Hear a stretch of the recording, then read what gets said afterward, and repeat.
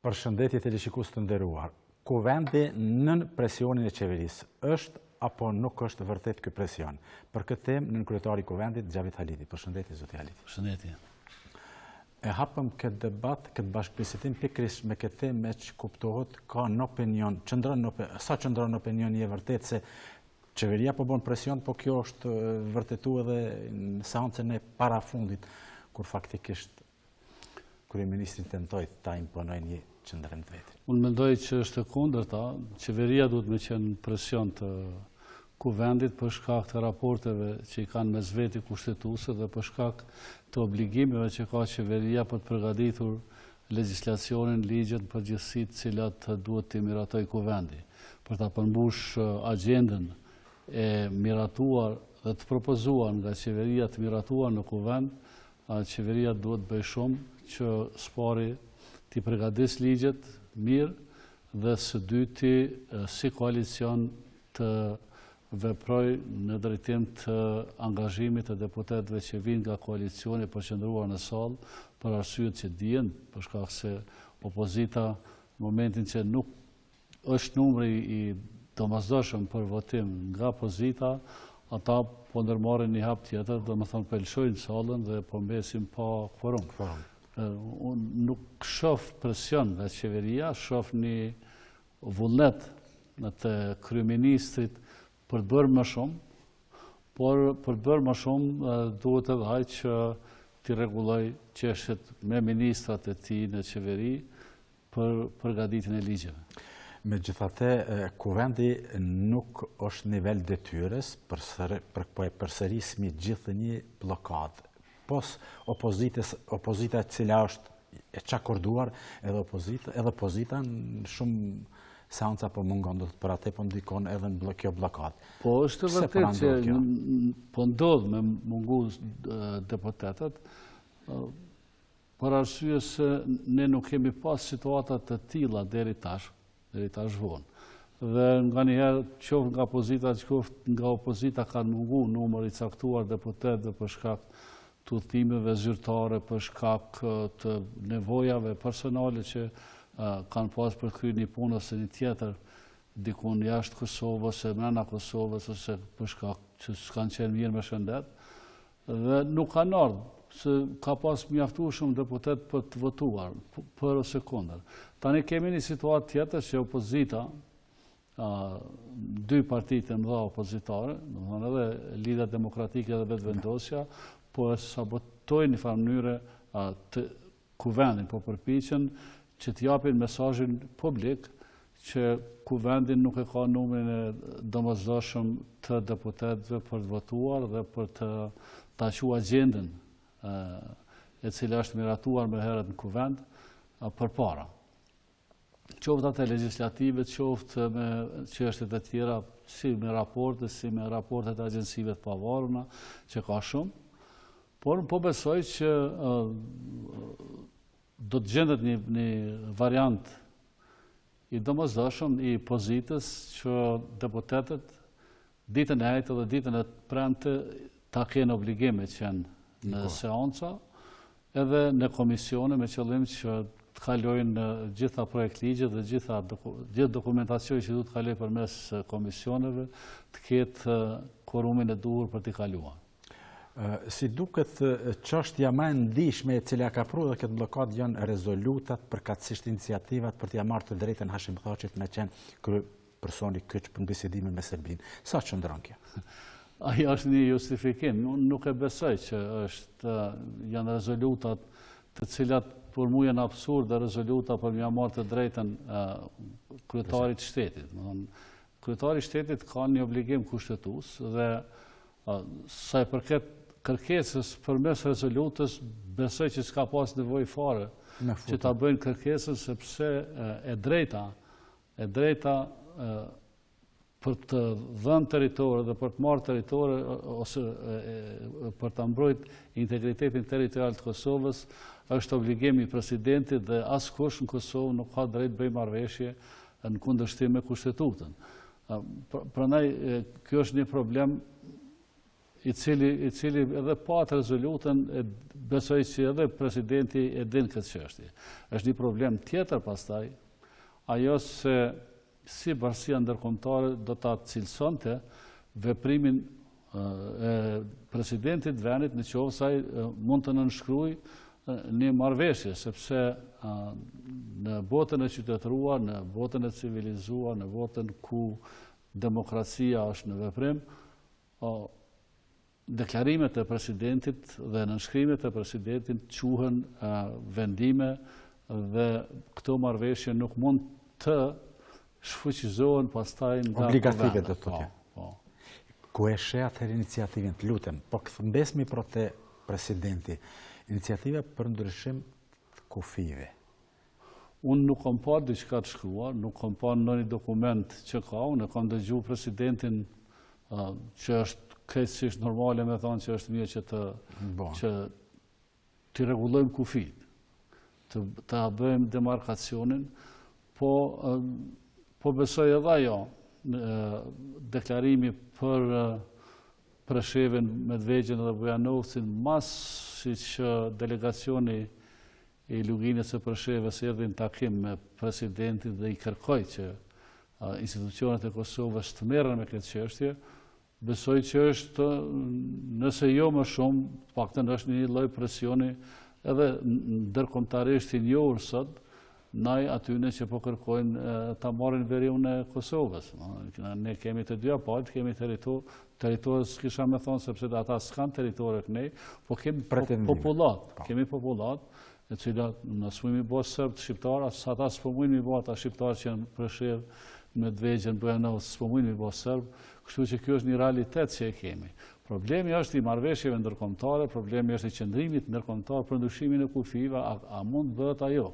Sepse kufit e Kosovës, ne si kemi caktuar kur, në historinë e Kosovës, shqiptarët nuk janë shënues të kufirit, kufit na i kanë caktu fuqitë e mëdha, edhe tani kufit e Kosovës janë pranuar ata kufit që kanë qenë vitin 74, dhe këta kufi janë njohur ndërkombëtarisht në gjykatë ndërkombëtare, janë njohur me pakun atisarit, janë njohur në Rambuje, janë njohur në Bruxelles, janë njohur në konferencën e Vienës dhe pastaj në ato bisedime që janë zhvilluar në Vjenë, dhe unë nuk e shoh lehtë me ndryshu atë që është arritur.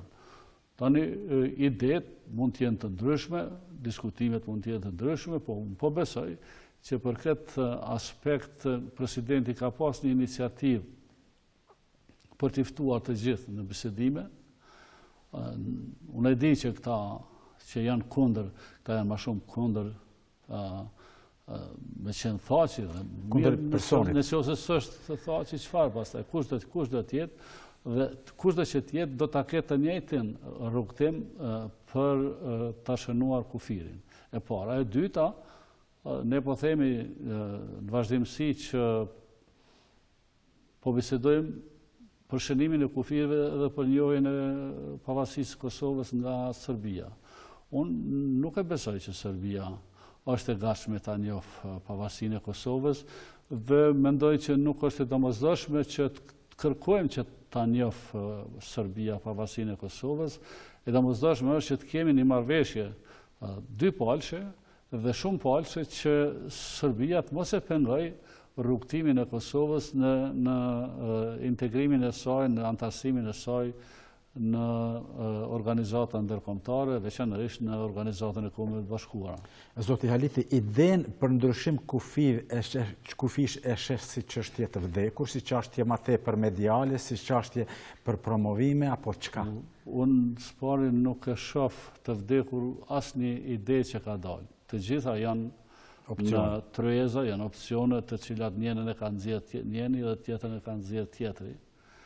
Por unë po besoj që protagonistët kryesorë, veçanërisht, thaqi që i din të gjitha, dhe ne nuk i dim të gjitha, bisedimet, takimet, qëndrimet, dhe nga njëherë nuk është mirë dhe me i bo publike dhe këto, se po u banë publike dhe po kërku mendim nga të gjithë dhe po diskutun të gjitha këto bëhen pastaj një lëmsh edhe s'dalim kur për kësaj situate. Por duhet me gjetë një variant i cili është i pranueshëm për Kosovën, por edhe për Serbinë. Tani cili është? Unë e kam thonë edhe një ditë, varianti më i mirë është që ata që i kanë shënu kufijtë e Kosovës, të alon letrat në dorë, dhe ju themi atë... Kush janë ata? Shtetet e Bashkuara të Amerikës edhe Bashkimi Evropian NATO, respektivisht NATO.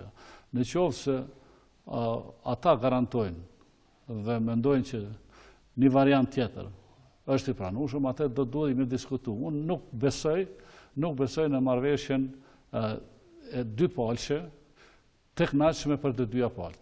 Nuk besojnë këtë dhe nuk besojnë në këtë variant për shkak se edhe qeveria e Serbisë, edhe presidenti i Serbisë, ata po deklarohen trosh, ai thotë që kemi edhe mija kilometra me bë për këtë çështje të bisedimeve. Kryeministri e Serbisë thotë që ne do të bisedojmë për Kosovën, sepse Kosova është pjesë e Serbisë, ashtu thotë edhe ministri i jashtëm është pjesë e Serbisë. Kur mirë ata po deklarohen dhe unë besoj që ata e dinë përjetësisht që kur s'ka me qenë pjesë e Serbisë më. Por ata po përpiqen me nxjerr diçka. Me nxjerr sa më shumë që mundën këtë proces dhe me ushtru presion të vazhdueshëm. Çfarë ushtrohet për shembull në presion që ka praktika mjaft, mos i përmenim tani ku garanti, domethënë sigurinë e garantojnë Shtetet e Bashkuara të Amerikës vendeve të caktuara dhe të tjerët kanë pastaj pretendimet e tyre. Ne kemi një situatë ka njëherë që e kërcënojmë Shqip edhe Bashkia të Rusinë, që ne kemi qujtë kur ka qenë atë dikur Bashkimi Sovjetik. Por na duhet me ditë kush është Bashkimi Sovjetik, duhet me njoft sa është e fuqishme, por duhet me ditë edhe pse insiston Rusia me rikthy atë perandorinë e vet të kohës perandorisë së Bashkimit Sovjetik, por edhe të pasmarrëveshjes së Jaltës, ku i kanë dhënë interesat perëndimi me lindjen. Për dal nga kjo situatë, a ja vlen përsëri pi referohemi pikës më të nxehtë, po flasos çështja bisedimet me Serbinë. A duhet kuvendi, ku jeni personi numër 2 në këtë institucion më të lartë vendit, tulet dhe të hap debat për para se ta kryej Hashim Thaçi, presidenti jon, nëse nuk e nënshkruan ndonjë marrëveshje, apo çka, çysh e shetën i zgjidhjet? Kisha lutë shkurt. Unë po flas tani krejtësisht nga këndvështrimi im dhe i pa ndikuar dhe pas në synim me mbrojt diken, ose mos mi besu dikujt. Spari Hashim Thaçi është presidenti i Kosovës dhe nuk është Hashim Thaçi. Ai e ka karrikën e presidentit dhe është i obliguar gjitha kompetencat që jep kushtetuta me harxhu, por qysh është i obliguar që t'i harxhoj gjitha këto, është i obliguar që të mos i shkel vinë e kuqe të cilën nuk ja garanton kushtetuta e Kosovës. Unë besoj që kjo është e para që duhet me ditë edhe kuvendi, edhe Hashim Thaçi, edhe unë, edhe secili. E dyta, na smuj me qenë 120 vetë parlamentit presidentat Kosovës, veç një është. Dhe nëse diskutohet për çështje teknike, për çështje kështu, nga 120 deputet, të cilët me i marë holl profesionalisht, nuk ma mushin menën, as mua as kërkujt, që mund të merren drejt përse drejti me problemet për cilat po flasim. Ne në vijat trasha mund të kërkojmë që të mos preket kufini ekzistus, që nëse duhet me korrigju diçka ta dim çka po korrigjohet dhe pse po korrigjohet, domethënë nëse duhet me bë marrëveshje, me marrë dhe me dhonë anej edhe knej, atëherë duhet me ditë sa mund t'japish qysh edhe sa mund të marrësh. Marrëveshje ndërkombëtare janë decisive që merren vesh. Merri 2 metra, ami 2 metra, ti i merr 2 metra një pikë, unë i marr 2 metra, katror një pikë tjetër, për t'i kriju të dyja palëve lehtësina qoftë për me mri skajshmërisht teritorin e vetë, qoftë me pas mundësi televizjes të trupave, të njerëzve, të bizneseve, qoftë për rregullimin e një rrugë ose një interesi publik dikon. Për këto gjona bëhen marrëveshje në paqë, ti ma lëshon pak, unë ta lëshoj pak. Nuk prish punë kjo. Na muj me thonë që mas pari, për shembull, dhe unë e kam thonë edhe publikisht që mas pari duhet me na njoftë Serbia dhe pastaj ne mund të flasim për demarkacionin, me njoftë realitetin që besoj ajo e din, po se çdo me pranu publikisht, nga njëherë Vučić po thotë që nuk e kemi luksin ne për me kërku çfarë po dëshirojmë Serbia, po sidoqoftë unë besoj që askush në Kosovë, brenda institucioneve nuk është interesuar me dështu Kosova në raport me Serbinë, por askush s'është interesuar, po besoj që të kemi një luftë të re me Serbinë, sepse pasojat janë trona, dhe po besoj që paqen dhe lirinë e Kosovës e kemi të garantuar prej NATO-s dhe këtë duhet ta kemi shumë parasysh edhe për ata hapa tjerë që po dojmë nxjerr. Prandaj unë mendoj që në kuvend është mirë me diskutuna, dhe kemi drejtën e diskutimeve me dyert mbylluna, dhe nuk i kemi disa çështje të zgjidhuna për këtë punë. Në qoftë se dikush dekonspiron ose nuk e kemi nënshkruar ndonjë marrëveshje e cila garanton sigurinë e dhënave, sigurinë e diskutimeve konspirative, nuk i nxjerrim jashtë kur ta dione. Na kemi nevojë me fol njëri me tjetrin, kemi nevojë me diskutu hapur gjitha gjonat, por kam përshtypje që një pjesë e madhe e atyre që janë në politikë, më shumë ju intereson çfarë po shkruan një portal sot, se sa a zgjodhem një çështje në interesin publik neve si institucion. Edhe diçka rreth bisedimeve, a mendon se pikërisht në bisedime ka pas monopol plot Hashim Thaçi, ka qenë janë shkaluar kuvendi, jo vetëm në përmbajtje të marrëveshjeve që janë arrit, e mos flasmin që nuk janë ardhur fare as në ratifikim. Ka këtu lëshime sipas jush? Tani Hashim Thaçi ka pas në vazhdimsi një asistencë të specialistëve edhe ndërkombëtar dhe vendor, po besoj. Dhe shumë herë në bazën e asaj është konsultuar me ta dhe ka ecë me vendosmëri, ndoshta edhe pa na konsultu fare neve, dhe ajo është çështje që deri me tani nuk mund të konsiderohet që është tradhtuar diçka ose ka shkel në ndonjë dras ku do ta konsideronte dikush tradhti. Unë po lexoj çuditërisht disa komente edhe për takime diplomatike që Hashim Thaçi ku më di çfarë tradhti e bone. Janë këto çështje kur e ki karrikën e presidentit, njerëzit të afrohen me bisedu, sepse jenë njeriu i parë i vendit me të cilin duhet të diskutohet, dhe njerëzit dëshojnë të diskutojnë për problemet që ju interesojnë në raport me Kosovën. Sigurisht që nesër mos me qenë Hashim Thaçi president, as kush, as se thirr me bisedu, as se thirr hajde në takim, sepse është dikush tjetër president. Derisa është, kompetencat e tij i ka të plota. Ky problemi që po thojnë s'është autorizu presidentin nga kuvendi, ky qëndron, sepse kur është autorizu herën e kalume, është autorizu kryeministri i Kosovës që të merret me problemet e saj. Tani është bërë një komision i qeverisë dhe kompetencat që i ka pas kryeministri, unë e kam dëgjuar tani edhe këtë zotin Haradinaj, kryeministrin aktual, që është deklaruar që kompetencat e mia ja kam lënë presidentit vendit. Tani se a duhet këto kompetenca të adresuara të quhen si të rregullta, po dhe legjitime dhe të mos ketë nevojë me autorizu nga kuvendi, unë s'mund ta them, por po besoj që ka pas mundësi pa asnjë problem Mirë po, tash politika është e tillë, njerëzit janë të tillë, opozita luftën e ka koncentru tek presidenti i vendit dhe jo tek opozita, tek pozita. Shef personale diçka këtu? Shef personale ku faktikisht ka dhe personale sepse ka xhelozira, ka strategjina të ndryshme të cilat mendojnë që nëse e kapim dikun thaqin dhe erxojmë mos bëhet dikush, mos bëhet më farë revolucioni i vogël, zgjedhohet dhe zgjedhet dikush tjetër president dhe bën zgjedhjet edhe zgjedhet dikush tjetër kryeministër.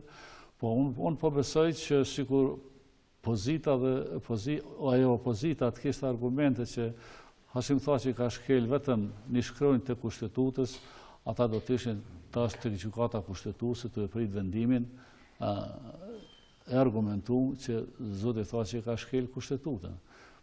Nëse deklarohen publikisht që e ka shkel kushtetutën, pse se çojnë në gjykatë kushtetuese tani këtë problem?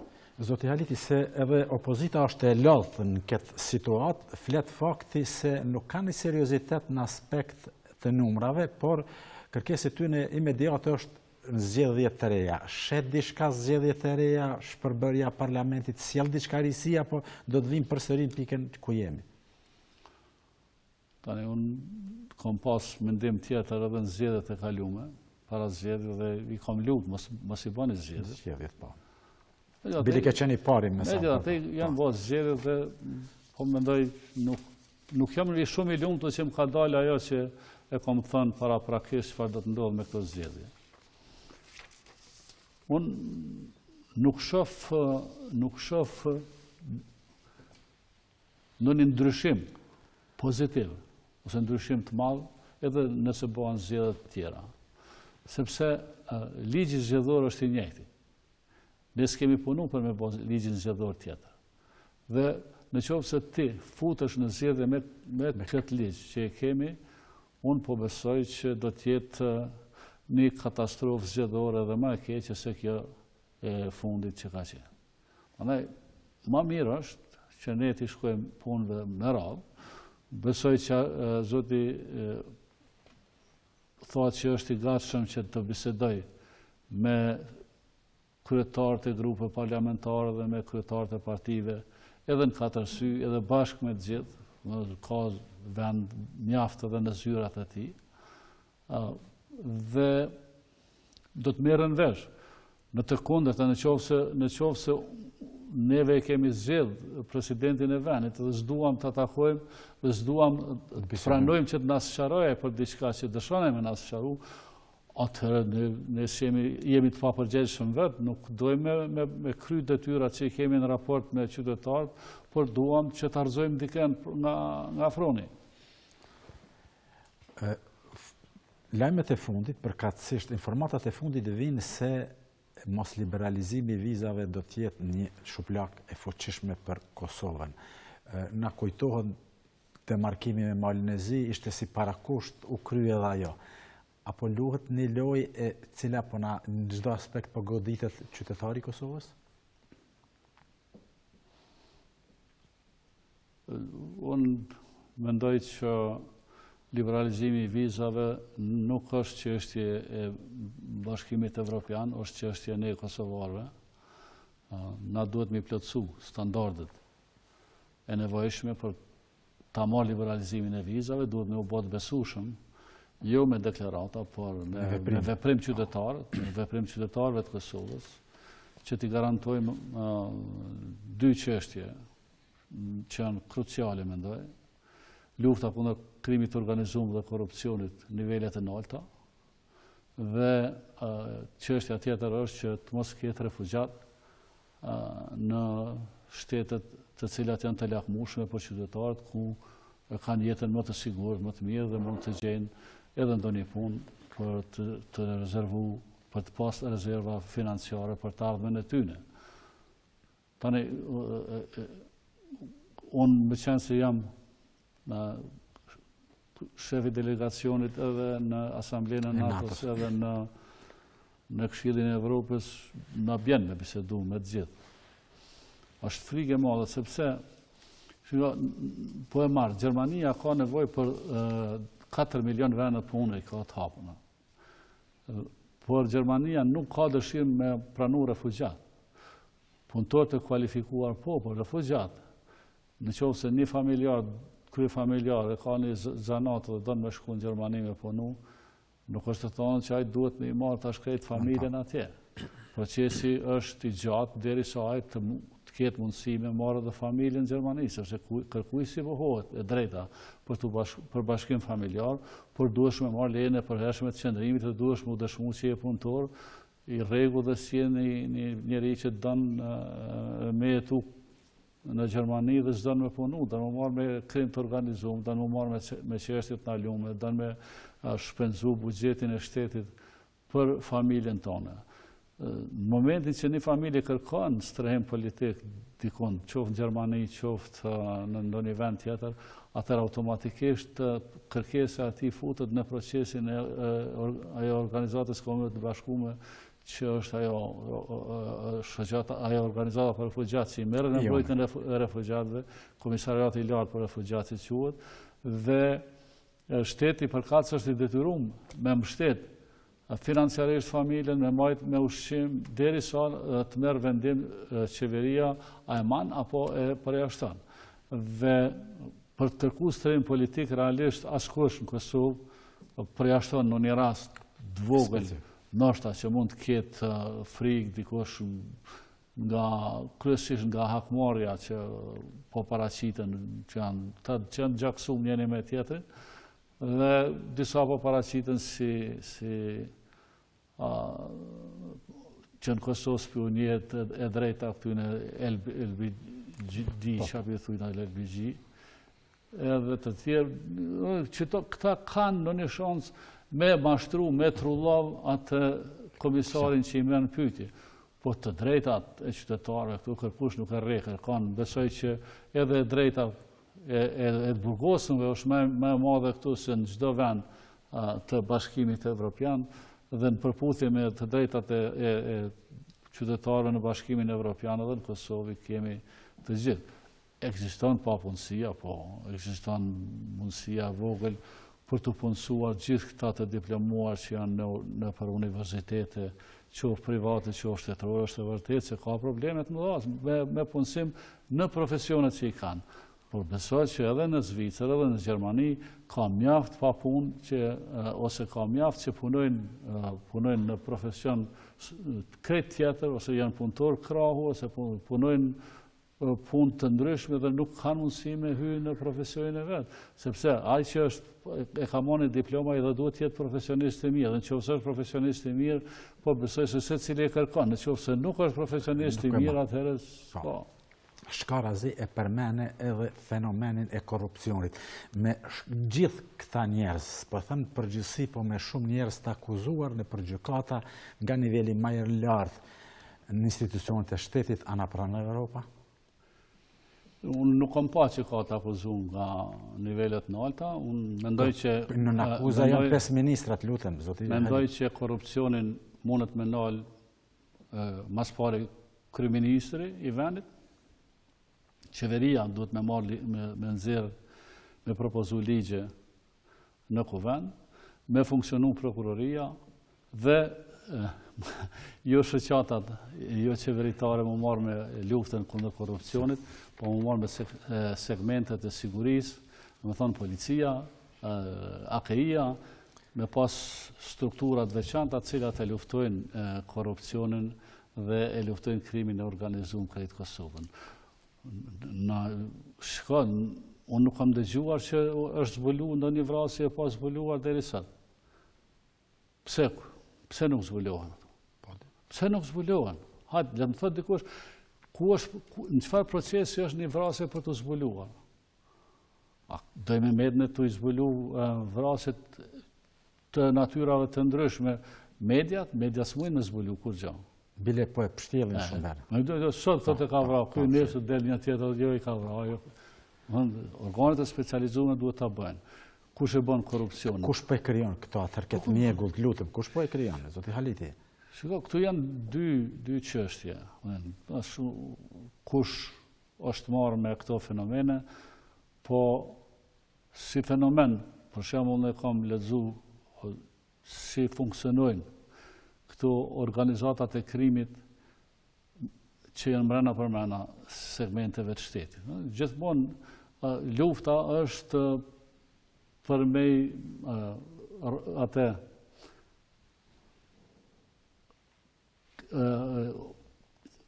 organet e hetuesisë gjithmonë synohet me çun drejtim tjetër. Të kundërt. Domethënë, të kundërt. Kush e ka bo Zejdushi, ka bo, gjoj Zejdushi, Zejdushi s'ka bo kur, e hetoj Zejdushi 2 vjet, 3 vjet, 5 vjet, Zejdushi në punë veta shkon, shkru në herë dikur, mas 5 vjet ja fillojnë me shkru për dikon tjetër, po ata nuk merren me zbulime. Unë po besoj që në organet e sigurisë, organet legjizlatuese siç është policia, Kosovës, ata që janë kundër krimeve, janë të pajisur edhe me teknologji të mirë, veçanërisht forenzika, e cila mundet me u marrë me zbulimin e tyre, edhe pse shumë herë, po them për këtë, krimi është gjithmonë para organeve zbuluese, por duhet me bë përpjekje aq sa mujnë dhe me kërku edhe ndihmë edhe nga qytetarët, edhe besa edhe me dhënë edhe shpërblime për rastet kur zbulohet e vërteta dhe ata që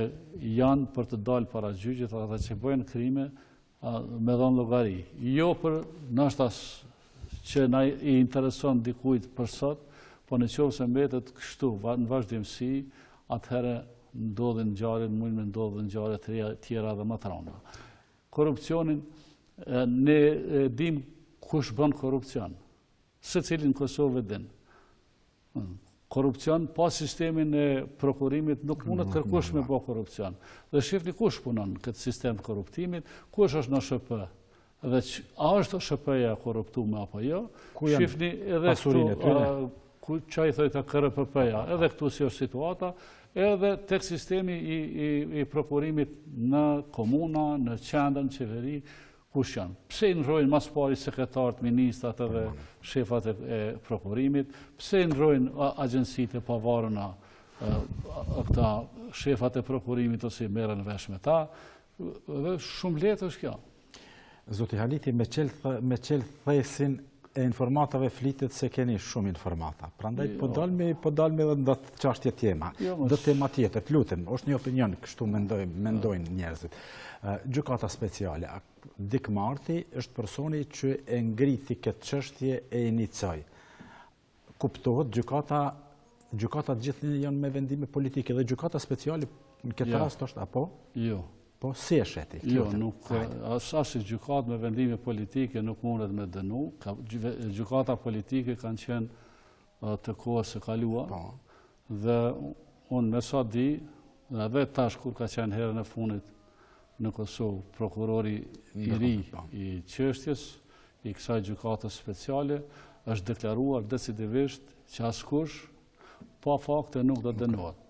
Askush që s'është pjesëmarrës direkt dhe s'është urdhëdhënës direkt nuk do dënohet. Që është ngrit, është sinism, për ta ngrit këtë gjykatë është, ka qenë politike. Sepse Dik Marti ka qenë deputet, dhe si deputet është ngarkuar si raportues për Kosovën. Në Kosovë, qeveria atëhershme nuk është marrë me Dik Martin, nuk ka shku me sqaru, si ka qenë njerëz që din me komunikum. Jo me komunikum, po që e din të vërtetën për UÇK-n. Dhe ka nejt, ma shumë ka nejt me Serb, që kanë ardhur qoftë nga Serbia, qoftë nga Graçanica, që kanë bërë ankesat e tyre, ndërsa prej nesh unë deri sot nuk kam taku dikën dhe nuk e di dikush që e ka taku Dik Martin dhe e ka sqaruar për akuzat për cilat a i ka marrë. Dhe këto akuza i ka marrë edhe prej disa lakejve të Serbisë që sillen këtu, edhe prej do medjave se s'ka pas ku mi marrë tjetër. Janë laku emra? Po, janë laku emra. Dhe interesat sa qef kanë me shku, po mjekese një pjesë nuk kanë me shku. Një pjesë kanë me metë gosht këtu, mos të mërzitën për. Shod edhe disa që e marrin me që din shumë, apo Bile qesin emna. Ka me shku ky, ka me shku aj, po edhe unë në mes rreshtave lexoj këto, apo janë qëllimshme për me përforcu atë idenë që X ose Y duhet pa tjetër me në zhduk për i këtujt me në alëshu rrugë. Se përna pengon. Se duhet me shku atje. Nuk ka me ndodhë ashtu. Unë po besoj kështu, se unë besoj në drejtësinë ndërkombëtare dhe unë po besoj që kushdo që shkoj, nëse është i pafajshëm, nuk ka fuqi, nuk ka kush mundësi me majtë në burg, as me dënu. Do thot spekulimet ma tepër janë këto emrat të përfolur, ku publikimet... Shko, spekulimet nuk janë, sepse spekulimet i ka vot Dick Martin në raportin e tij. Këta tash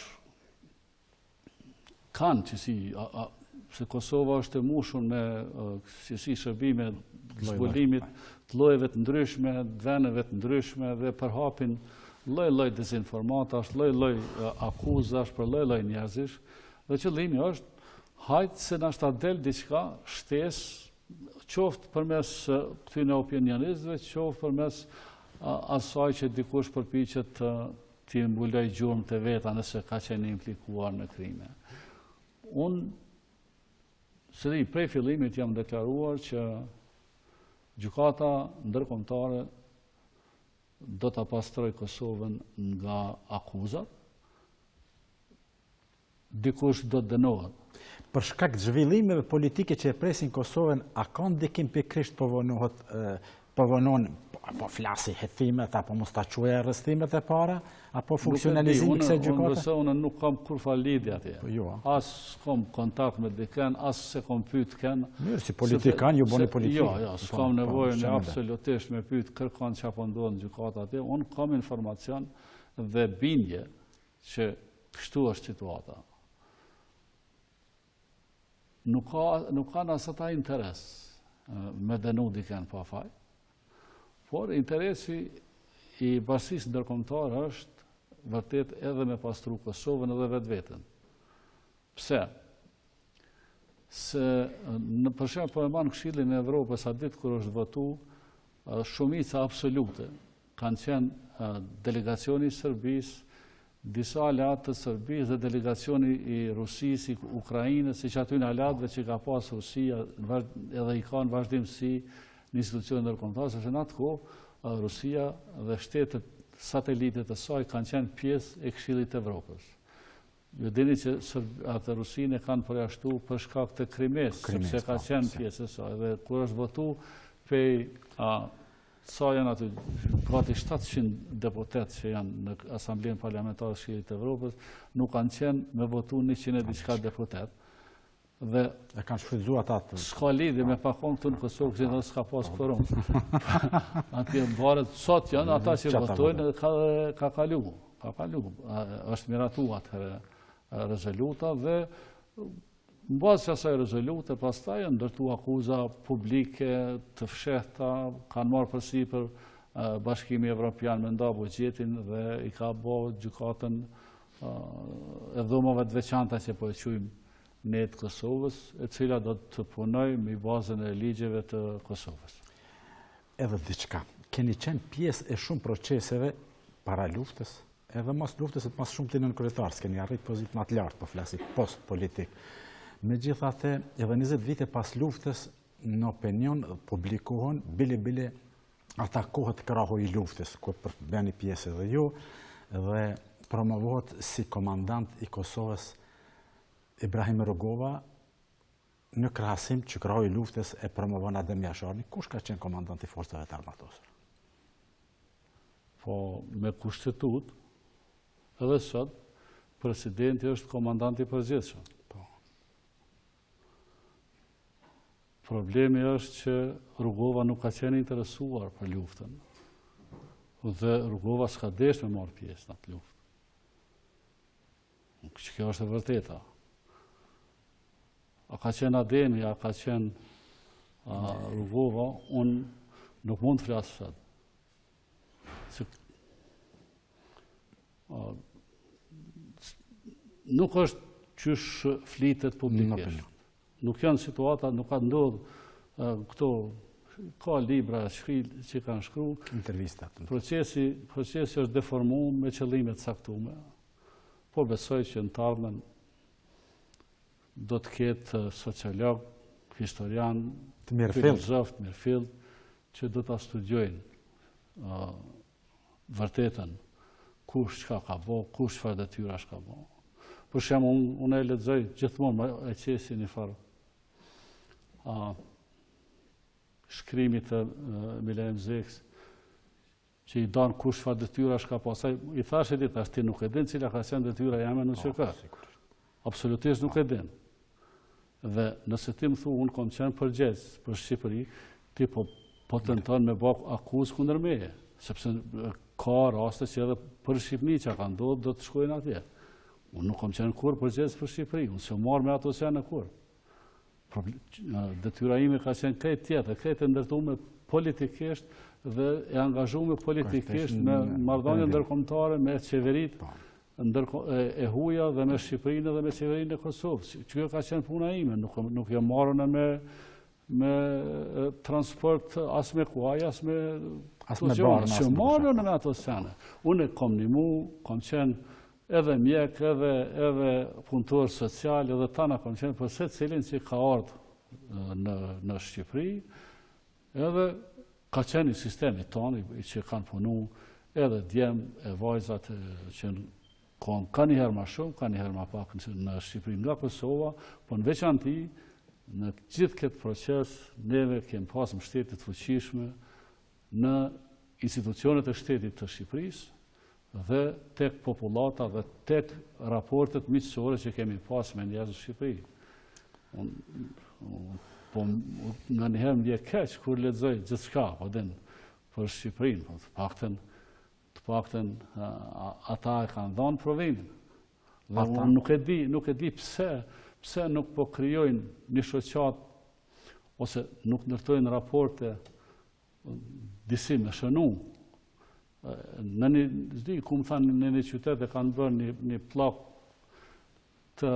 ku janë shkruar emrat e gjithë atyne që kanë qenë gjatë luftës që kanë banu në rrethin e një veni, për shembull në Mallakastër kanë shkruar 200 vete, 200 vete kanë emrat që kanë jetu.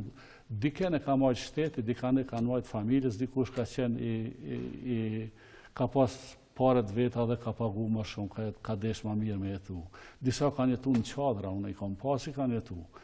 Po tani, 800.000 banor të qëndrojnë ato rrethona, e të mos ketë diçka që përkujton një falenderimi për Shqipërinë, po që ditëm. O, të diçka me neve s'është në rregull. Diçka me neve nuk është në rregull.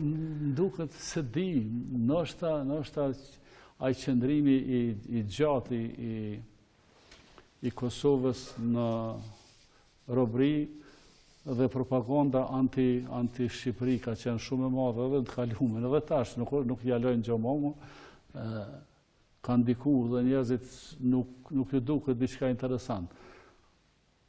Në qoftë se kemi qenë atje, unë mendoj që na takon me i taku ata njerëz, me shkuve, me pasi datë caktuar kur unë shkojnë familjen që më ka marrë mbrana. Se kuptoj unë, pse ju duket ajo disi sikur me i pas thirë Shqipëria me zërë, me i pas marrë me qua atje dhe janë mirë njerëz apo din. Edhe pse një pjesë e bojnë atë marshin deri në Kuks, po nuk është veç ajo deri në Kuks. Është edhe më të tjerë. Është më e madhe ajo dera e hapur, zemra e hapur e çdo familje shqiptare në Shqipëri. Tani, dikuj mund të mos i ketë pëlqyer një familje, një njeri që ka pas probleme, si çdo kund.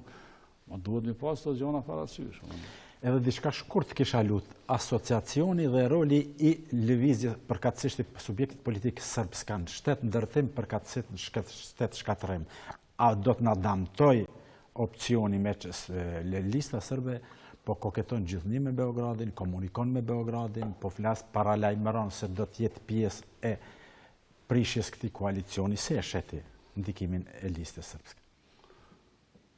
Tani, unë i shoh nga këndvështrimi i politikanit dhe isha në aspektin kushtetuesërat, jo deklaratat e tyne. Ata i kanë vene të rezervume për qenë pjesë e sistemit në ekzekutiv, në parlament të Kosovës. Ata i kanë të drejtat e tyne të garantuara me kushtetutën e Kosovës ma mirë se çdo vend tjetër që i ka të garantuar në Evropë për pakica. Ata me kushtetutë Kosovës, Serbia ka të garantuar që mund të interesohet për pakicën serbe, mund të investojnë në shëndetësi, në infrastrukturë, në arsim, mund të ndihmoj pa e pyet Kosovën fare, lëvizin vetë. Ato janë të garantuara me marrëveshje ndërkombëtare. Lista sërbska është bërë, kuptohet se s'është në fshetësi dhe s'pe zbulojmë ujtë në nxehtë tani, është çështje Vučići, se Vučići ka bo, ndoshta edhe i ka caktuar njerëz kush mund tjetë, ka edhe emra të tjerë që po përmenden që i komandojnë prej Veriut dhe prej kutadione, prej çapo i thonë ati Veselinović, një Rakitic që ka një emër tjetër që po e pyesin kanë herë kryeministin e ke taku se di që pa temin. Kryeministri duhet të takojë të gjithë qytetarët e Kosovës, qofshin serb, qofshin shqiptar. Ata janë deputet parlamentit Kosovës dhe kanë interesat e veta normalisht edhe nacionale për të mbrojtur brenda territorit Kosovës dhe kur shkelen ato, ata do të reagojnë. Siç do të reagonim edhe neve, siç po reagojmë edhe neve në interesave të shqiptarëve në Preshevë, Medvegjë dhe Bujanovc. Edhe pse ne se kemi atë drejt, ndoshta, me kushtetutën e Serbisë për me ndërhyjë, qysh e ka atë të drejtën Serbia me marrëveshje ndërkombëtare që të ndërhyjë për interesat e qytetarëve. Edhe këto është një defekt do të thotë apo. Po tani defekt na diçka u dash me dhënë, na diçka u dash me garantu bashkisë ndërkombëtare që ata më na besu. Sepse na nuk mund mu sjell si barbar, na nuk mund mu sjell siç është sjellë udhba dhe regjimi Miloševićit ndaj nesh, besa dhe ndaj qytetarëve të vet. Unë po lexoj, interesant, ka shumë libra që janë botuar atje, po edhe ka emisione dokumentare, është trishtuese kur i dëgjon ata më shumë kanë probleme edhe që so krime të pazbulume, vrasje të pazbulume, më shumë kishin ata atje se sa që i përmenim ne këneja. Po jemi në proces të vendosjes së raporteve në mes dy popujve. Fajtor, kryesor, për mos vendosjen e raporteve në mes dy popujve është qeveria e Serbisë, e para. Po e thonë që si ka gjinohet tash edhe qeveria jonë, edhe parlamenti jonë, edhe institucionet në përgjithësi, që qesin ka njëherë në emën të patriotizmit, e kompromitojnë realisht politika që duhet të ndërtojmë në Kosovë në këto raporte. Sepse vetëm, po them, nuk është vetëm ajo obligim, po duke i garantuar të drejtat e tyne, ne fitojmë besimin. Dhe është shumë e rëndësi që Evropa, Amerika, Perëndimi me fitu besimin në institucioneve të Kosovës. Me fitu besimin që këta janë të përgjegjshëm, këta po dojnë me ndërtu shtet, këta po dojnë me ndërtu demokracinë, ky popull që i ka qivujtën është i gatshëm që të falë, është i gatshëm që të trajtoj komunitetet, në veçanti komunitetin sërb, i cili i ka shumë bashkë këti... Si e she asociacionin, të kisha lutën? E she si do mos do shumë dhe do të na krijoj? Asociacioni është marrëveshje ndërkombëtare në nënshkruar. Do thotë kjo është çështje e kryer? Është marrëveshje ndërkombëtare në nënshkruar. Dhe në çdo marrëveshje në nënshkruar është obligative për të kryer. E she që do të krijoj një boshllok kështu se për këtë do të krijoj heq. Jo. Absolutisht asnjë sens do të krijoj. Qa ka me kriju boshllok? Na i kemi kufijt tonë garantum.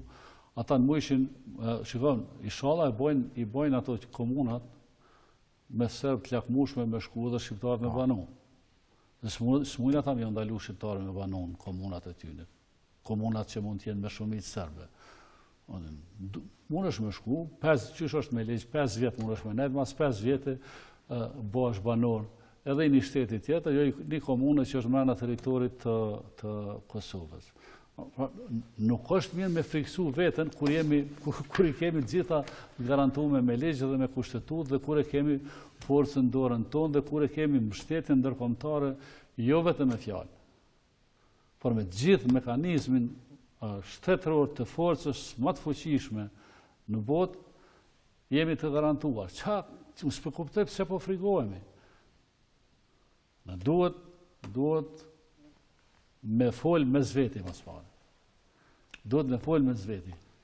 Dami maj madhë, ose damet më të mëdha që po ja shkaktojmë vetë vetës, s'po them Kosovës, po vetë vetës, edhe se cili politikan është, jo ka dishmëria për të ullë dhe për të trajtu temat deri në fund. Edhe se na kemi diçka, ato gjërat e leta është letë një realizu. Të gjithë kemi dëshirë mos me pas probleme, të gjithë kemi dëshirë me qenë më të mirë në botë na, me pas një zhvillim më të madh, me pas njënën dhe tjetën. Po, na kemi të meta. Kemi të meta në sjellje, kemi të meta në vendimarrje, kemi të meta në shumë fusha, cilat nuk do të duhet të kishim me ato të meta. Po besoj që gradualisht popujt tjerë kanë kalu situata shumë më trona se ne dhe kanë kalu, në përtehu në shpatës kanë dhe kanë luftu edhe me zveti. Fati jonë është që nuk ka përplasje të cilat sjellin vaj, po du me thonë. Po kemi përplasje shumë herë të kota të cilat zgjidhen, do të thoja në dhomat e errta, po zgjidhen duke ullë bashkë dhe duke informu njëri tjetrin për çështjet që duhet të realizohen. Për shembull, opozita nuk mund ta di në tërësi se çfarë ka folë Hashim Thaçi po e zon me Putinin. Ndoshta unë asun se di, po unë e vlerësoj gatishmërinë e Kosovës këtë rast, sepse Hashim Thaçi nuk është taku për mua me Putinin, po është taku Kosovës, është presidenti i Kosovës. Përfaqëson Kosovën. Dhe sinjali pozitiv është ai se ne jemi të gatshëm të bisedojmë edhe me ata për interes të Kosovës. S'do me thonë që ti shite diçka ti ose i bleve. Po në demokracinë, në diplomacinë ndërkombëtare, aktet e bisedimeve, gatishmëria për të bisedu, edhe me kundërshtarin, edhe me anëmikun, vlerësohet shumë dhe në fund fundit, edhe gatishmëria jonë për të bisedu dhe jo për të luftu, duke fillu Ramboje në tutje, ka dhënë sukses për Kosovën. Ne ju e dini që edhe në Ramboje na kanë thonë mos shkoni. Na kanë thonë figura shumë të mëdha. E dini që janë nisë edhe pa u që kanë me shku në Ramboje, po i kanë kthyer në aeroport. Më thonë, faktori vendimtar ka qenë ushtria qendrore e Kosovës për të marrë pjesë dhe për ta marrë mendimin e saj publik në një konferencë ndërkombëtare ku kanë qenë faktorët më të rëndësishëm botës prezent. Duhet me i ditë të gjona. Apo ndiheni atëherë keq ju për të krahut luftës të TÇK-s, kur tash 20 vite pas luftës akuzat mëdha ju bëhen juve? Për shka? Po ndëgjo, a keni deviju, a ka në këtë aspekt do thotë ju e keni dëmtuar? Kush ka deviju, mekanizmi i votës popullit e dënon. Kush ka bërë veprime kriminale, ka bërë si individ, nuk ka bërë kërkush në emër të TÇK-s. Është damtu. Dhe shiko, tani është damtu sepse njerëzit kanë bërë gabime mas luftë. E para, dhe e dyta, ata që s'kanë qenë dhe s'kanë desht me luftu, ata që kanë qenë kundërshtarë të UÇK-s, këtu, ata kanë fillu me njëherë propagandën kundër UÇK-s, ata e nisë edhe me armë me i luftu, propagandën e kanë pas me i luftu të kush në Kosovë. Kush në kanë ata të kush në Kosovë? Kjo është realiteti. Por edhe gjithë kjo propagandë që po bëhet, për shembull, për vrasjet e pas luftës, krejtësisht është e qëllimshme. Pse nuk po zbulohen? Realisht, këta që bojnë propagandë janë të interesuar kur mos me u zbulu. Se po u zbulun, e çka do të thonë pastaj? U zbulun, kush i ka vrarë, shkojnë në burg. Por ata dhënë, po them publikisht, edhe hapur që ne, derisa nuk i zbulojmë të gjitha vrasjet e pas luftës, pa përjashtim, të gjithë kraven, qofse kanë qenë vrasje politike, qofse kanë qenë vrasje krimi, qofse kanë qenë hakmarrje, qofse kanë qenë hakmarrje siç dihet kanonore, të identifikohen njerëzit dhe arsyet pse kanë ndodhur ato dhe të marrin secili dënimin e merituar. Është domosdoshme sepse ne po mesim të hasmum. Po mesim të hasmum. Shiko, ti e ki rastin shumë interesant dje, për shembull, ke varrimi i këtij mitatfrashit në Tiranë. Unë kam lexu atë që kam lexu për të parë nga mitatfrashi ka qenë hyrja në një libër të Xhavit Kokollajit që quhej Kosova djepi shqiptarizmit. Kam qenë si student i vitit parë në Universitet Prishtinës. Realisht mu ka bo me emocione, mu ka bo me fluturu, unë ju kam këthy, e kam lexu dhe sot merr malli me lexu. Po në anën tjetër, ai ka qenë i përzim në shumë gjana, cilat sistemi atëhershëm i ka luftu. Sot, me siguri që e nderoj vetë shteti. Unë e varrosi në vendin ma qendror të Tiranës, i bani ceremoni shtetënore dhe po rivlerëson historinë e tij. Pse u dash ka na me pritë edhe 70 vjet ose 80 vjet? Me qenë peng këtyne fenomene. Ata që janë me nderu, t'i nderojmë, ata që janë me vorrosim si njerëz, edhe jo me shpallë, se unë fenomene ka interesante në Kosovë me nxjerr. Shumë në veçantë me juve me bisedu, besoj që duhet një kohë shumë ma gjatë, e kemi zgjatë bile për një 15 minutë, po s'ka lidhje, falenderës shumë. Nuk bisedum edhe për subjektin politik që e përfaqësoni, se nuk e keni punë tas aty ku me ditë çka, përkundër pse e keni një fushat, por besoj se do të shihemi, do të dëgjohemi përsëri. Suksese. Falenderës shumë. Televizionist të nderuar, ishte e tëra dhe kjo personte, miru pashme herave tjera.